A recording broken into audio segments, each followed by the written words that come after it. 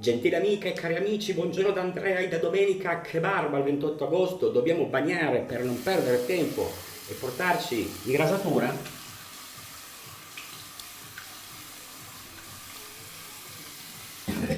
Manco da tempo, manco da meno 2 settimane, ma volutamente ho lasciato questo bianco tra i video perché l'inflazione è cattiva non soltanto sui prezzi degli alimentari ma anche sulla bulimia di video. Se si pubblica troppo poi i follower si annoiano. Io comincio intanto a preparare con questo Fullerbo Sans Dolor la barba di alcuni giorni. Questo regalo della scatoletta di Vincenzo è un gel verde che io voglio immaginare in questa quantità come quella ottimale per preparare una rasatura domenicale. Voi come state? Beh, insomma, chi non è già rientrato ieri probabilmente oggi farà parte di quel grande gruppo di controesodati che ritornano dalle Calabrie, dalla Magna Grecia, dalla Toscana, dall'Adriatico e si intruppano alla barriera di Milano Sud in attesa di passare e tornare alle attività che per chi avrà la fortuna ancora di poterle svolgere vista l'aria che tira, che non è soltanto quella di Giletti, sempre che sia Giletti l'Anchorman che gestisce quel format. Insomma, dobbiamo immaginare un autunno che sarà piuttosto impegnativo. Sullo sfondo abbiamo una radio italianissima, Radio Eco Sud da Cittanova, Reggio Calabria, Aspromonte, una radio che pare si batta per il sociale, sta mandando musica molto old style e Village People with the Knox, non si capisce bene cosa stia correndo sul display della Revo Axis in streaming dalle Calabrie. Quindi mentre il nostro furbo lui prepara la rasatura, oggi dobbiamo necessariamente, meglio per scelta, tornare un po' quelli che sono i montaggi in ciotola, cosa che non ho più fatto da quando l'amico Alex Nurse, che saluto con affetto e che mi ha dato alcune, da sempre, consigli molto utili, mi ha consigliato di non montare in ciotola per evitare di regalare alla ciotola quelli che sono tutte le proprietà emollienti della crema da barba. Questa è la ciotola Fabergé e un saluto al cugino Renato con cui abbiamo intrattenuto in questi ultimi giorni fitta corrispondenza su Messenger, ma che saluto, lui vive nel Regno Unito, quindi insomma 100.000 persone che hanno già scelto di non pagare le bollette della luce, tanto se per la vostra cronaca. Oggi la crema è una Victorian degli amici della Pogonatomia. Saluto Marco Traverso che ho rivisto in simpatici atteggiamenti con degli occhiali stravaganti, sempre perfettamente rasato in vacanza o in Antalya o forse a Nizza, dove credo che possegga un'abitazione. Rocco Contini, il Conte e Luca Esposito e l'amico Marco Traverso. Bene, questa come sapete è una crema del Don, molto bella, color marmorto, con un colore grigio un po' come la nuance dei miei capelli, che vedete cerco di tenere in una colorazione che non sia proprio quella del presidente Mattarella. Questo è quanto preleveremo dalla nostra The Victorian, che vi lascio, come si dice, non in descrizione ma in zoom GoPro per quanto sia possibile fare il zoom con l'action cam, e questo è il gesto che non piacerà a Alessandro ma che io dovrò fare per ritornare ogni tanto alle vecchie abitudini e di spiaccicare sul fondo la nostra crema. Qua, continuando su delle note che possono sembrare quelle, ecco, essendo un po' scivolosa va piuttosto sui bordi piuttosto che sul fondo, ma tant'è. Oggi il pennello che adotteremo è niente di più che un classico Omega 100% Barber Pole Edition. Vedete, sempre un bel pezzo con delle belle resine, dei bei fondi da guardare e del bel pennello da utilizzare. Andiamo a pulire le vite per quello che rimane, una leggera presenza dopo lo spiaccicamento della Victorian sul fondo, e direi che possiamo andare senza indugio a montare. Oggi il microfono non è più sulla maglia, l'ho attaccato direttamente allo specchio sulla ventosa sotto la GoPro per vedere se magari dà un po' meno effetto eco. Sapete che i microfoni da campo costano Zoom F1, vengono utilizzati soprattutto in esterna, se no non si chiamerebbero da campo, mentre qua in diretta dobbiamo poi alimentare con un po' d'acqua. Partiamo col ciloccamento, che è questo rumore che procura il banco del pennello sulla nostra Fabergé 1826, produttore di cioccolata ginevrino. Beh, è chiaro che insomma pensavo di tornare dalle vacanze, io ho già iniziato a lavorare peraltro la scorsa settimana, da lunedì sono già operativo, sono già stato al nord, sono già tornato qui, sono andato a sentire un concerto giovedì sera del Banco del Mutuo Soccorso. Andiamo a alimentare con un po' d'acqua una crema fin troppo asciutta, quindi pezzi nati dal 1969, sapete, gruppo fondato a Roma, poi il loro frontman morto nel 2014, che era quell'immenso Innocenzi, mi sbaglierò di sicuro, ma comunque conoscibilissimo per la bretella, la Giuliano Ferrara, la barba a punta, lunga, e per una voce meravigliosa. Beh, insomma, il Banco non ha cantato nessuno dei suoi successi, nemmeno Moby Dick, che i più attempati dei miei follower ricorderanno come una grande hit degli anni 80. Bene, mentre qua vediamo che il corpo della crema comincia ad avere una sua ragionevole dignità. Uso sempre questo termine ragionevole perché io sono vittima dell'irragionevolezza che vedo tutti i giorni, purtroppo, inondare le strade. Vedo atteggiamenti della società molto pericolosi, non soltanto per le scelte elettorali. Io vorrei che voi non pensaste che io sono schierato per qualcuno, il terzo Apollo, che sta faticando ma sta combattendo, l'ho messo il piano sopra, con un 7% che è rimasto lì dal 14 agosto e probabilmente è rimasta ancora verosimile come percentuale.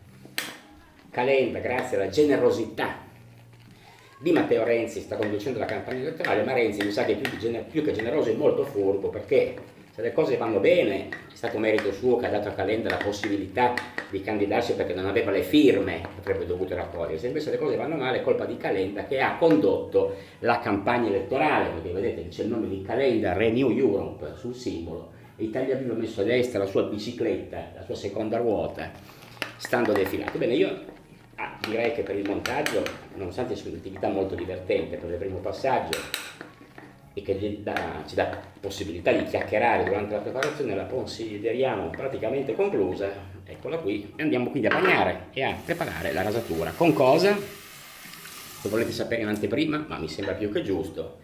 Il ferro, visto che poi parleremo di un passo indietro ai primi anni 60, è una farfalla, vedete? Questo è veramente un gilet, potrebbe essere un gilet degli anni 60, 70, penso di sì. Voi vedete che l'apertura viene attraverso la rotazione oraria della base, che apre come il tetto di un osservatorio astronomico la sede in cui, con una barra interna, fungerà da supporto per le nostre lame. Le lame sono provocatoriamente, nonostante il furbo italico di Marco Brocchi di Pesaro, sono delle lame russe.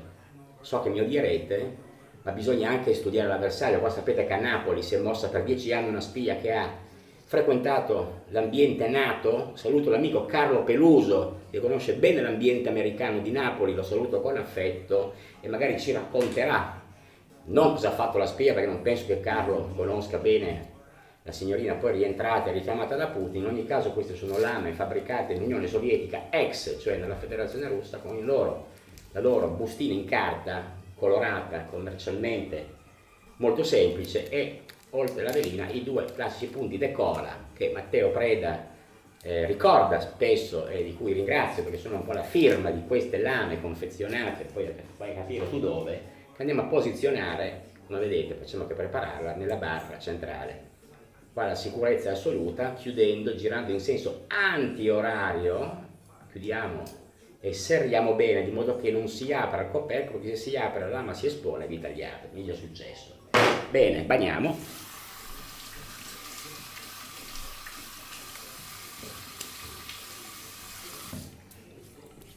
E nella speranza che il furbo Sandolor abbia adeguatamente preparato la nostra rasatura, andiamo a prendere la nostra bellissima, bianca, intensa Vittoria e andiamo a trattare il pelo. So che Carlo mi dice sempre calma, calma, soprattutto nella stesa della schiuma. La rasatura pompeiana, dita nel ciuffo e tanta calma. Perché calma? Perché se voglio imparare, come avrete visto nel mio ultimo video, prima di Ferragosto, rovinoso, con il Banno Libero Tonarini, di cui ringrazio anche l'amico Dario, che mi ha consigliato di evitare di usarlo. No, qualcuno mi ha detto giustamente non è il tuo rasoio, avete ragione, io dovrò rincorrere qualcuno che me lo affili su una pietra belga o su qualcosa di serio e me lo prepari, caramella, pietra belga e mano. Riusciranno un giorno a consentirmi con questo rasoio di farmi una bella rasatura un giorno poter dire da adulto, alla veneranda età di 56 anni quasi, perché a breve ahimè tanti ne compirò, di sapermi radere con l'ML. Bene, chi possiamo salutare? Beh, amico Fulvio, amico Fabrizio, amico Davide, Luigi dal 13, caro amico trapiantato piemontese che segue con assiduità i miei video. Sono molti gli amici dei canali che saluto anche Elisabeth Occhi, artigiana di Pachamama, i ciotolari poco autonomici, canale Facebook su cui io appoggio queste mie deliranti rasature domenicali, così come Montefeltro Wet Shaving. Io non cito mai i canali perché un po' non è che non me li ricordo, sto parlando d'altro confondendomi. Approfitto peraltro di questi momenti per ammorbidire un pelo che mi auguro le lame putiniane forgiate nelle energivore fonderie di Sebastopoli. Tra parentesi, a proposito di energivore, ho sentito ieri che quel malefico di Putin brucia per spregio ai confini con la Finlandia, guarda un po' te, Sanna Marin e le sue feste, ma chiudo la parentesi, milioni di metri cubi di gas, così per non sa cosa farsene, lo può anche regalare, mentre noi che abbiamo visto l'ETF di Amsterdam, il prezzo del gas naturale arrivare a 300 euro il megawattora, fa tremare i polsi. E soprattutto sotto pancia di Red News 24 ieri sera, anzi l'altro ieri sera, di Medvedev, ministro degli esteri russo, ha detto che se l'Europa non fa un passo avanti, non si muove e non si decide a trattare, questo chiuderà il rubinetto del gas. Quindi insomma, dopo ben 11 minuti e mezzo di preparazione, io credo che sia giunto il momento di testare il nostro farfalla e andare a ripulire il viso, perché come ben sapete, nonostante le pubblicità di Shave Like a Bomber che prendono per il culo quello che per lavare la macchina la domenica si fa la barba, ecco, io faccio parte, come migliaia di appassionati come me della pogonotomia, di farsi la barba soprattutto la domenica, perché la domenica si vedono già degli orrori in giro di persone trasandate. Cominciamo di qua, di solito cominciamo di qua e cominciamo dall'altra. Porgo la mia guancia sinistra e sulla voce dolce della radio sta cantando Mara Eli Francesco. E chi è? O Mara o Eli o Francesco? Cos'è? Un transgender? Comunque, qua il primo Red Hot, avete visto subito cosa vuol dire? La troppa disinvoltura, pensando che un farfalla in quegli anni fosse inoffensivo come una corrente fanfaniana. E non a caso dico questo, ma capirete fra un po' il perché ho citato il correntismo democristiano degli anni 70-60, quella stagione politica terminata. Poi già 2 sono i segnali che bisogna fare, anzi 3, quindi occhio, sto lavorando male. Però se non si vede un po' di sangue, un po' di sana carne, le rasature infallibili creano soprattutto un senso di profonda noia. Io il problema è che parlo mentre mi rado, se parlo muovo la pelle, se muovo la pelle mentre mi rado mi taglio. Qualcuno di voi si stupirà di questo sillogismo, ma è così. Bene, io il primo passaggio l'ho completato. Carlo mi dirà che ho fatto troppo di fretta, che non ci metto abbastanza tranquillità e vado a preparare il secondo passaggio di crema De Victorian che riportiamo, per chi si fosse solo messo in contatto con il canale, Domenica che barba. In questo momento l'acqua la calda, la barba è ancora lunga. Vi posso garantire che un primo passaggio di Voskhod non garantisce assolutamente una rasatura minima, quindi come è logico che sia è necessario passare alla seconda stesa di crema che vediamo ancora piuttosto presente all'interno della nostra ciotola Fabergé. Il viso bagnato per passare al secondo strato ha poi ceduto al tasso 100% omega una parte di acqua utile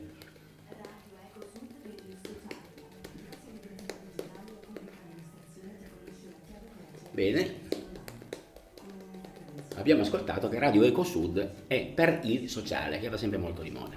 Vedete poi alle mie spalle non soltanto i soliti cenni alla cronaca politica, ma anche i pannelli solari condivisi, la riforma ancora a metà che potrebbe salvare l'inverno, anche perché uno dei pochi paesi che ha aderito alla comunità energetica rinnovabile si trova a Siracusa, in provincia, anzi a Siracusa, in un piccolo paese, uno dei pochi che ha approfittato di questa legge in attesa dei decreti attuativi. Intanto vi do un'anticipazione, così non abbiamo tempo dopo, che permetterà in un paese piccolo di unire a una solita cabina, questa è la condizione per avere i contributi, diversi impianti solari sulle case, quindi potersi autoprodurre energia essendo sostenibili e anche magari di poterla vendere.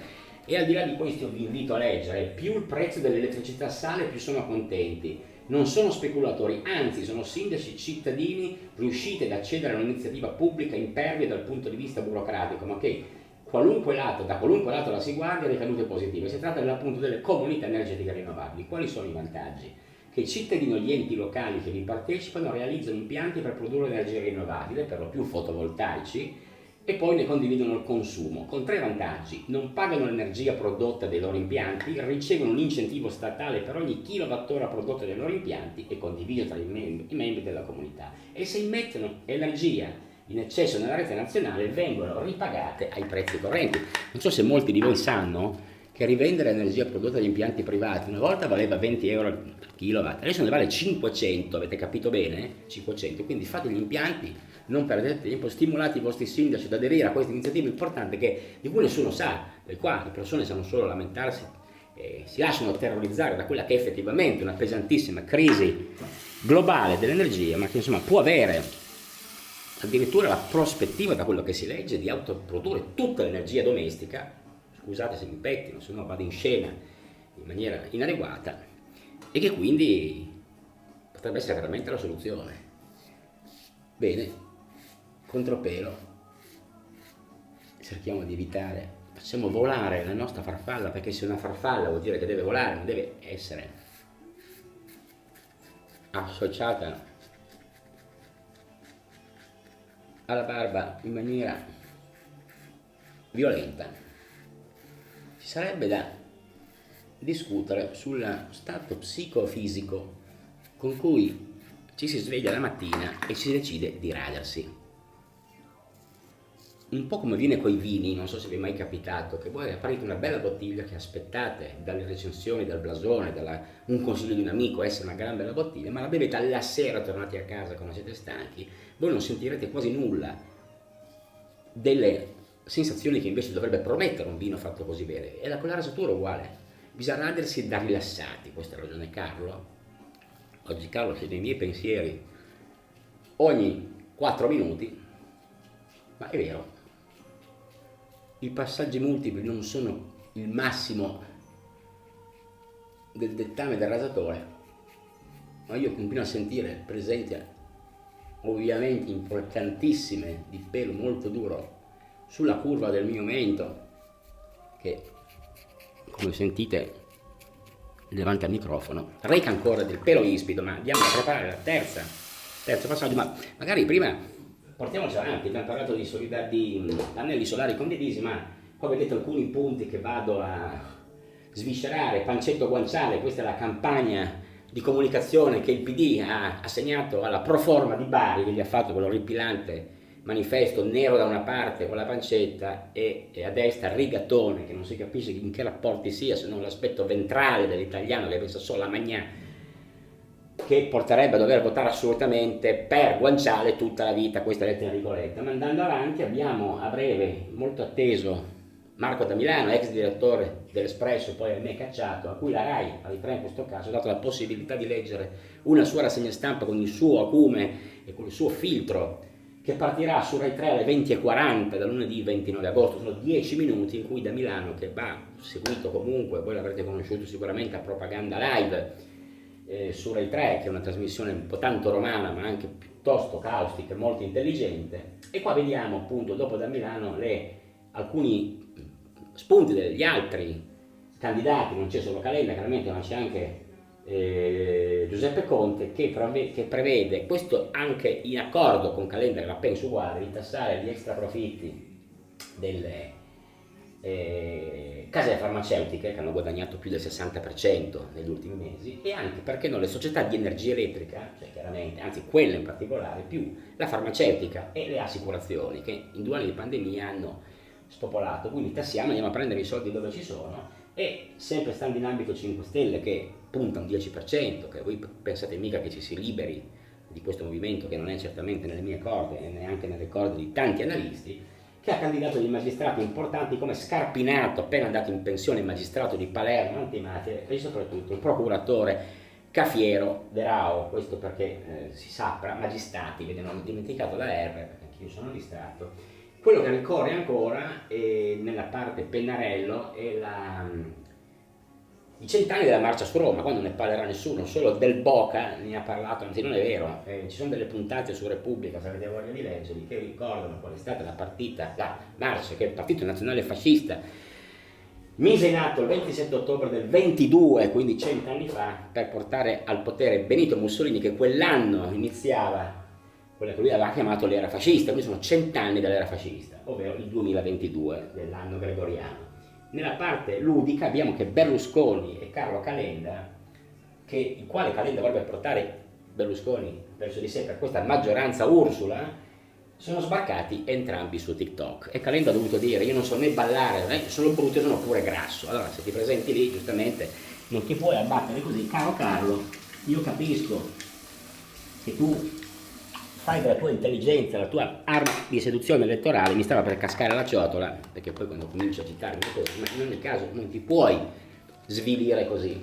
Ci sono dei video sul sito web di Azione, di cui faccio poi pubblicità, azione.it, dove, a parte il programma completo, sono 20 punti in 22 pagine mi pare, prolissa, interessante, dove sono divisi chiaramente tutti gli argomenti: giustizia, scuola, energia, Costituzione, tutti gli argomenti più importanti che affliggono questo vecchio e macilento paese. Ma soprattutto ci sono i video dei suoi interventi sulla televisione, dove l'hanno intervistato. Interessante l'intervento che ha fatto con Luca Telese in onda. Non male anche l'intervento alla Versigliana, intervistato da Agnese Pini, direttora di ben 3 giornali, Il Resto del Carlino, La Nazione, non mi ricordo il terzo, ma comunque giovane direttrice molto in gamba, che era intervistato, e al quale Calenda soprattutto ha risposto puntando sul doverci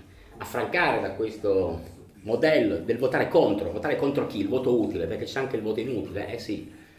Non esiste votare contro chi, bisogna votare per qualcosa, per i contenuti, votare programmi che abbiano un senso, e quasi nessuno dei programmi che sono stati pubblicati sui siti dei partiti e dei leader, qualcuno non so se è andato a leggerli, io sono andato a leggere alcuni, e vi assicuro che per certi aspetti, a parte la flat tax, le mirabolanti proposte di Salvini e della sua quota 41, che udite udite ha già intrigato e quasi convinto gli operai di Mirafiori, non so se mi spiego, a passare non tanto dalla sinistra alla Meloni, ma quanto dai 5 Stelle alla Meloni, il che è anche peggio. Quindi insomma questo è quanto funziona la campagna che Salvini produce dalla sua pancia e dalla sua barba. Andiamo a fare il terzo passaggio in obliquo, perché sono sempre le posizioni oblique quelle che aiutano a uscire dall'impasse anche nelle alleanze, per l'appunto.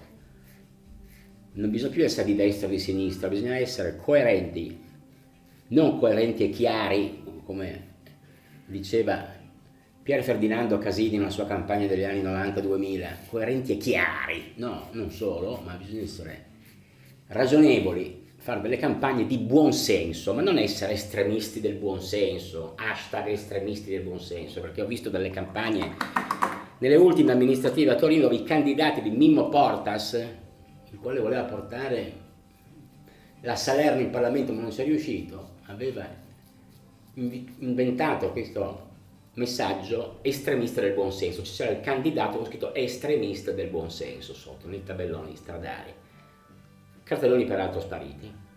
Allora non si può essere estremisti del buon senso, bisogna semplicemente essere ragionevoli, chiari e andare a votare.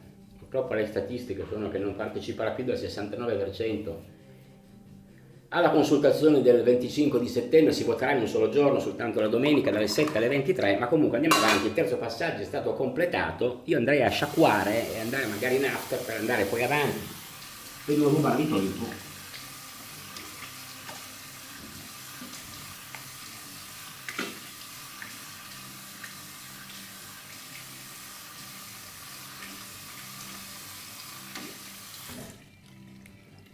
La sciacquata è stata abbondante, l'acqua non è per niente fredda perché qua stamattina ha fatto 3 gocce di pioggia dalle 8 alle 8:02, quindi neanche una goccia ogni 3 minuti, mentre l'asciugamano, che non è tortora ma è una sorta di acciuga cantabrica molto leggera, va a tamponare.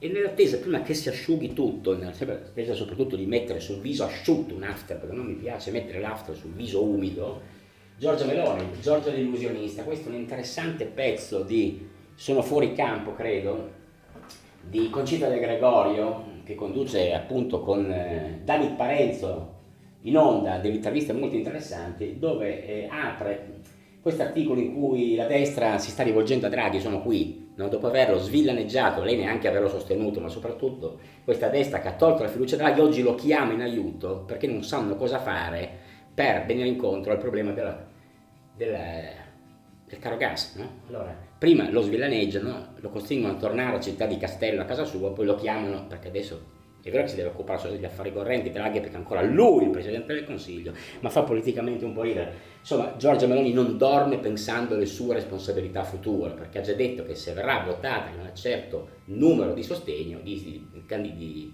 voti, Mattarella non potrà dire di no a lei come candidata per guidare una coalizione di governo. E dice la nostra De Gregorio: c'è dell'apprensione fra i predestinati della vittoria.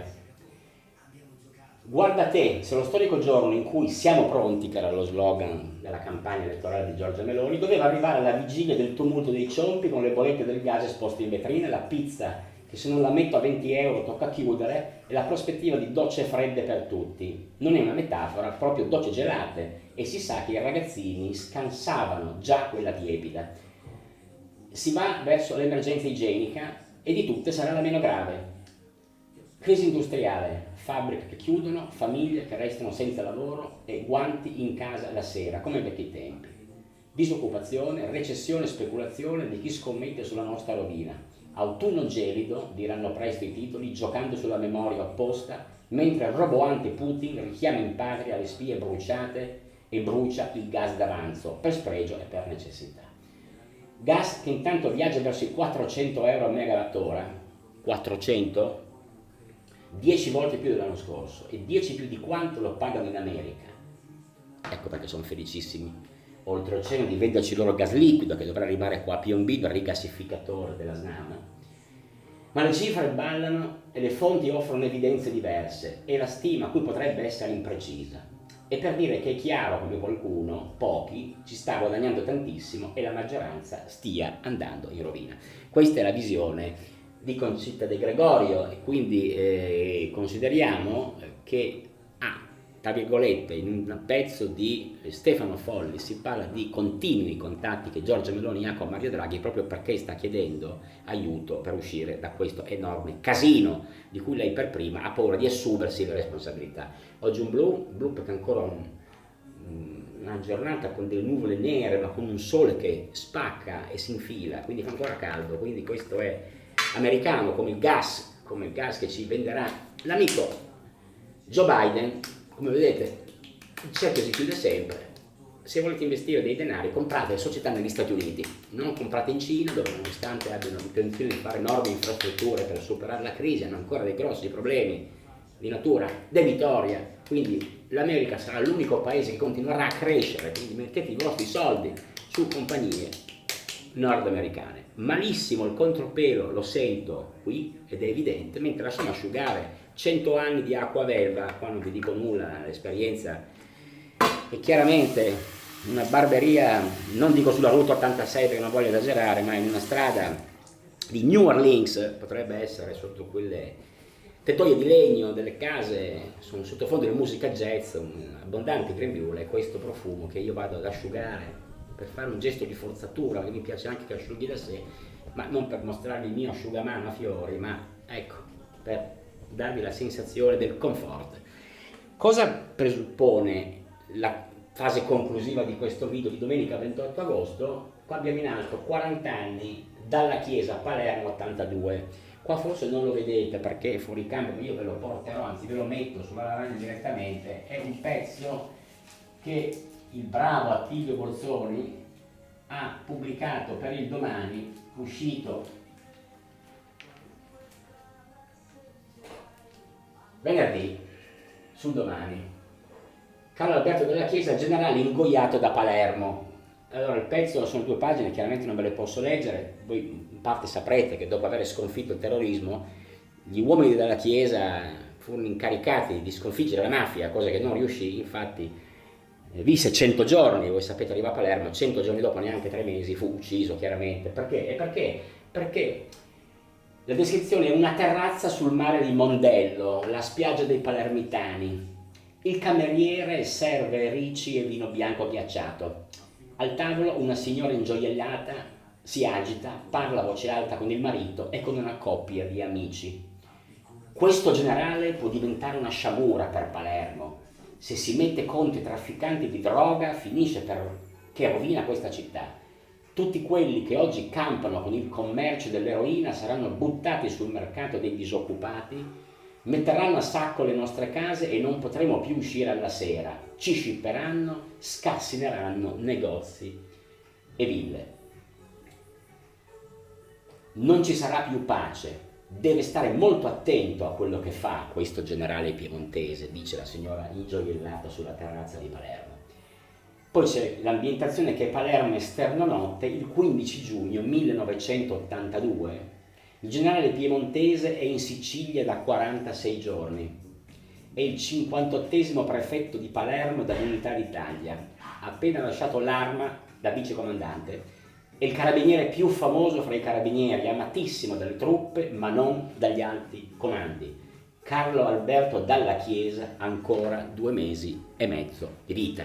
Quindi ne ricorderanno di mia ora le televisioni le gesta di quest'uomo amato e odiato, un uomo retto, un uomo cresciuto nell'arma secondo i migliori principi della lotta alla malavita, ma se leggete poi il pezzo dell'articolo, riuscite a trovarlo, capirete che ha cominciato molto male. Se l'era presa con gente che faceva il pane e andava a venderlo con l'ape senza la licenza. Voi capite che a Palermo andare a rincorrere e andare a fare le pulce a uno che fa il mestiere di ambulante, che vende il pane con l'ape, non è che vi inimicate proprio i migliori ambienti, ma non è certo quello il motivo. Forse il motivo è stata la signora ingioiellata che ne ha decretato la condanna a morte. Chiaramente ho esagerato, ma bisogna anche a volte dire le cose e chiamarle con il loro nome. Ultima fase che deve essere conclusiva e che ruba spazio alle foto di Gianni Barreto Gardin è questo libro, questo è il consiglio editoriale di questo libro di Marco Follini, uscito a marzo-aprile di questa stagione, si intitola Via Savoia, il labirinto di Aldo Moro. È la prefazione di Marco da Milano, lo stesso che vedrete con la torre e il cavallo. Ok, allora di cosa parla? Questo è Moro che cammina in una strada, certamente non credo di Roma, ma comunque racconta dello studio che aveva sede via Savoia, che si era scelto Aldo Moro per avere un suo angolo di privacy, lontano dai palazzi del potere. Via Savoia, per chi conoscesse un po' Roma, si trova a nord, è una via dietro l'ingresso della via Cassia da nord, della via Salaria, scusate, in cui questo palazzo umbertino si trovava su una curva della via Savoia, dove, dice bene Follini, anche le auto e le moto avevano per rispetto il dovere di rallentare, non fosse altro perché era una curva, e a un ammezzato quasi primo piano c'era lo studio con i palchetti di legno dove Aldo Moro riceveva i clienti. Ma al di là di quello, Marco De Milano spiega perché Marco Follini ha scritto un libro così. Marco Follini lo riconoscerete, lo ricorderete, un leader dell'Odissea ormai sparito, ma comunque assolutamente vivo, che nel 69, quando aveva 15 anni, scrisse al suo capo riferimento in una DC una lettera in cui faceva alcune osservazioni. Quindi ha conosciuto Moro da vicino, l'ha anche frequentato, io questo non lo sapevo, ma purtroppo questo libro pecca di 2 cose. Uno, che non scrive mai le date, no? In circostanze dovete andare voi a cercare di capire da quello che dice, stando molto sul vago, perché parla molto dell'introspezione di Aldo Moro più che dei suoi incarichi, ma io vi ho tratto, tanto per dirvi quali sono gli anacoluti di Follini da buon democristiano, che era un giovane di un partito che in quegli anni osservava delle necessarie liturgie del potere, dei rapporti col potere, quindi qua c'è molto della vita che Moro dovette modulare sulla base del potere che gli fu conferito da quando da capo politico divenne presidente del primo governo, che cominciò a dicembre del 63. E terminò dopo pochi mesi, ma ne fece altri 2 in quell'anno. Si era aperta la 4ª legislatura del 63-68, quindi durò quasi 5 anni, ma con 3 governi.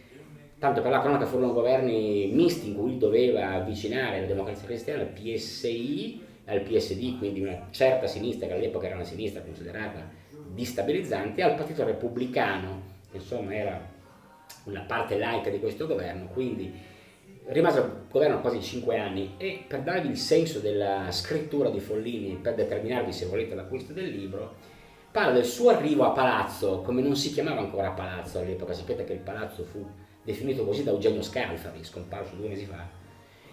Quando arrivò la prima volta, maturò sotto il segno della tragedia. Le trattative tra i partiti si trascinavano stancamente da giorni e giorni, assai faticosamente, e senza avere l'aria di approdare da qualche parte. Troppe erano le differenze e troppe le diffidenze. Se quell'incontro così inedito tra partiti così diversi doveva tradursi in una stabile convivenza di governo, arrivati fin lì si dovette registrare che era quasi più facile agli uni e agli altri fare il ritorno al porto di partenza e magari aspettare tempi migliori.